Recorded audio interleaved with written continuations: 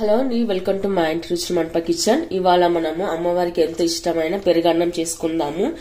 ఇక్కడ నేను ఉడికించి పెట్టుకున్న రైస్ అయితే తీసుకున్నానండి. నిన్న మనము పరమాన్నం చేసుకున్నాం కదా, ఇవాళ ఇంకో నైవేద్యము పెరుగన్నం చూపిస్తానన్నాను కదా.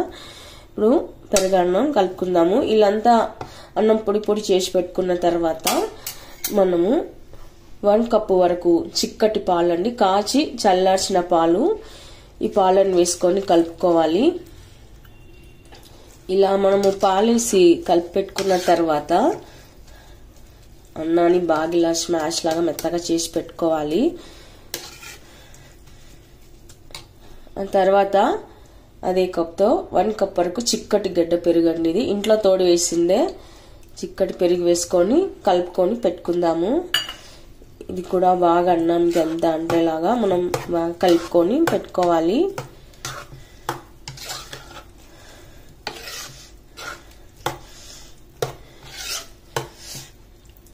అలాగే ఇప్పుడు ఇందులో కొద్దిగా సాల్ట్ వేసుకుందాము. సాల్ట్ వేసుకొని కలుపుకొని పెట్టుకోవాలి. చూడండి, ఇలా అంత చిక్కగా ఇలా రావాలన్నమాట. అప్పుడే పెరుగన్నం మంచి టేస్ట్ వస్తుంది. మీగడతో సహా వేసానండి. ఇక్కడ నేను మీగడ కలవడం వల్ల కూడా పెరుగన్నం మంచి టేస్ట్ వస్తుంది.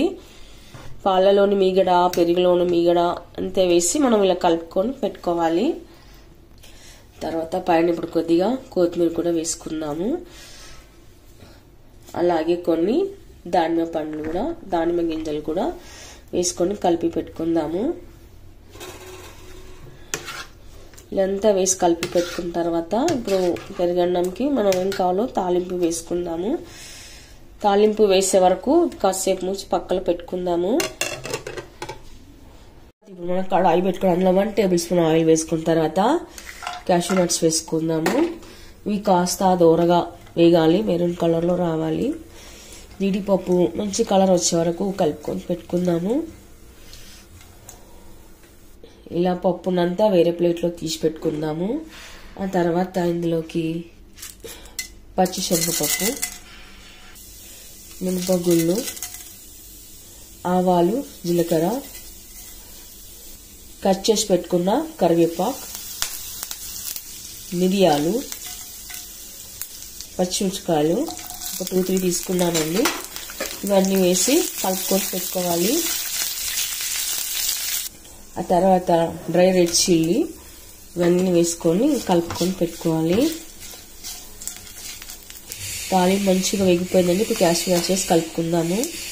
ఇప్పుడు తాలింపు అంతా మనం రైస్లోకి పెరుగన్నంలోకి వేసి కలుపుకొని పెట్టుకోవాలి. ఇప్పుడు తీసుకొని మనం ఇందులోకి తాలింపు వేసి పెట్టుకున్న అన్నాన్ని వేసి కలుపుకుందాము. ఇలాంతా కలుపుకొని పెట్టుకున్న తర్వాత ఈ నైవేద్యం అంటే అమ్మవారికి చాలా ఇష్టం అండి. పెరుగన్నం నైవేద్యం అంటే చాలా ఇష్టపడుతుంది. నిన్న చేస్తాం కదండి పరమాన్నం ఒకటి, ఇవాళ దద్దోజనము, రేపు పులిహోర చేసుకుందాము.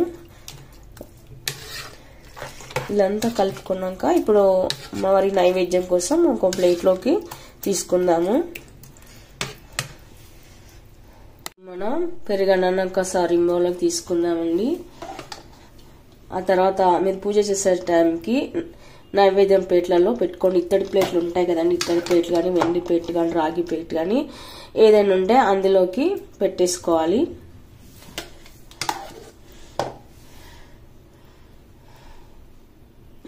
మనం ఎప్పుడే కానీ నైవేద్యాలకు స్టీల్ ప్లేట్లు వాడకూడదంటండి.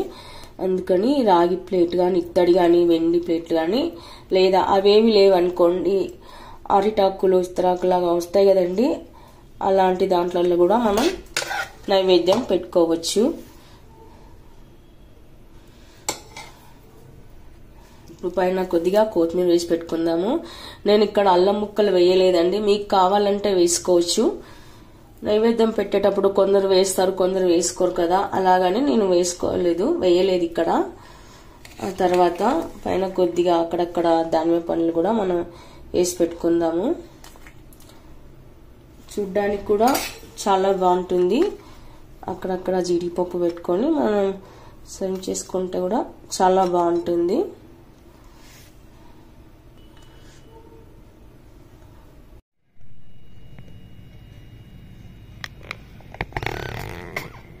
ఓకే అండి, చూసారుగా మరి పెరుగన్నం నైవేద్యం మీకు ఎలా అనిపించిందో కామెంట్స్ లో పెట్టండి. మీరు కూడా ఒకసారి ట్రై చేయండి, మీకు ఎలా కుదిరిందో కామెంట్స్ లో పెట్టండి. లైక్ చేయండి, షేర్ చేయండి.